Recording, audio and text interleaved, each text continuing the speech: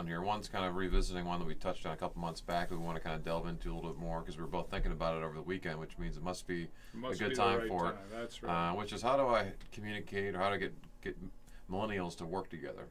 Millennials are big in the workforce right now, and it's rare that we talk to an owner of a company who's not talking about, not always in glowing terms, about millennials. And kind of tied into that is how do you hold your team accountable? And we kind of can be able to kind of tie those couple together here today. But it's talked about so often and often maligned, as you say, and it shouldn't be. It's one of those generational issues with the economy and culture changing. It fits very well, so we should have a pretty good talk about that today. Yeah, it came to the forefront. I was at my weekly Rotary Club on Friday, Jack, and I had a presentation by a gal we both know by the name of Lisa Hutson, and she's a director of the Small Business Development Center out at Lorain County Community College, and her topic was about millennials and millennials in the workforce, and a couple interesting stats she had in there that I want to kind of just run by you real quick because I think it gives some good perspective, and these are all from the Center for Generational Kinetics. Sounds very official, wow, doesn't it, right? Boy, that sure does. Wait, let me ponder that here a minute. Center for Generational Kinetics. Okay. All right. You're going to explain that a little bit. A little bit, yeah. I want to touch on some of those things. First of all, just from a framing standpoint, Jack, how old do you think millennials are? 18 to 32. That's pretty darn close. I got 17 to 35. So they were born from 1982 to 2000. All right, that's their range. Okay. That's millennials, okay? Also known as Generation Y.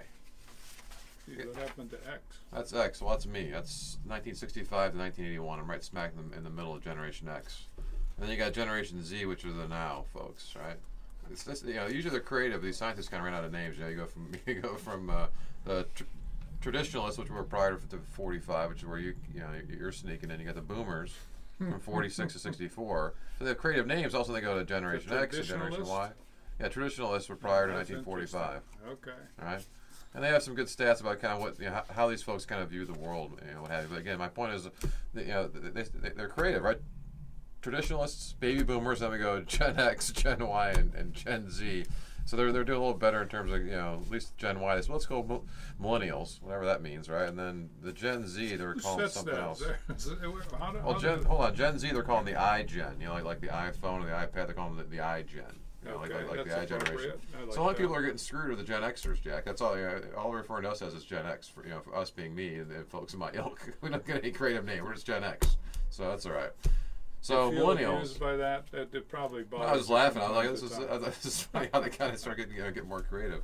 So anyway, it's important to start there because I think most people think of the 20-somethings typically. When she was asking that question on Friday, I was thinking more in the 20s, but the oldest millennials are 35 right now, and so they're kind of just starting to come into their own in terms of whether they be employees of yours or folks who are taking over companies, starting companies, but they're starting to reach that prime of their career. So they aren't the new kids on the block, so to speak, anymore. They're there, and they've been there for a while. That's right. You can't let them off with rookie mistakes now. 35 is you're getting old. Well, hold on. So here's another thing. What's always fun about new generations or new times is we get to invent new words. Okay, at least as far as I was concerned, this was inventing a new word. So one of the things that she mentioned was that, and this comes from that same study, was that these millennials, they are adulting later. They're adulting later. Adulting. I never heard that term before. Right. So we're making up new terms, right? What does that mean? Well, they aren't officially, in their minds, they don't become adults until age 30, as opposed to, because you ask the question, well, who thinks people become adults at age 18? Kind of raise your hand, and some people raise their hand. Who says that 21? Other people are raising their hands. She goes, well, millennials think that you become adults about age 30. Age 30, which helps explain a lot about why it's not such a big deal to if you go away to school to come back and living with mom and dad at age 25 or 28. Sure. That never even occurred to me as being an option nor anything that would be desirable, but it's very, very common these days. So they refer to that term as adulting later. Adulting. So yes. You were going to say, or maybe you pulled that information, but Is there a standard? Who sets these definitions? Who sets these terms? How is that done? In terms of just as far as what the years are? Generation X and what the categories are and the years. Is there a standard? Yeah, it's basically every 16 to 18 years, and so I guess we're going to be coming to an end now with Gen Z or the iGen, because that started in 2001. So I'm going to guess the next year or two is when they'll cut it off. Every 14, 16, 18 years when they kind of cut off generations. My question is, who's the they? They? That's probably the government. Body here of definition. Probably the government to start with, Jack. That's a good place to start.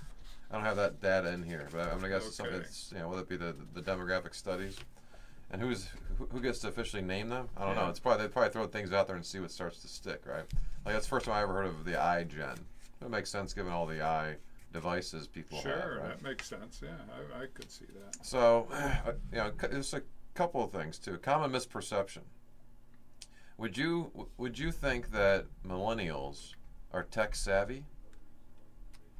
I would say yes. Okay. I would say they're tech savvy. Certainly, if I'm comparing them to me. So, but I would say the older chronologically you get, the less tech savvy, generally speaking, people are going to be. So she made a distinction between tech savvy and tech dependent, where most millennials are very tech dependent, but are not so tech savvy. The idea, the definition of savvy being they understand how all this stuff works, versus dependent meaning that they're always on their devices. So they're always, they always have their phone with them and they're texting, they're Snapchat and InstaFace and whatever things that people are doing, right?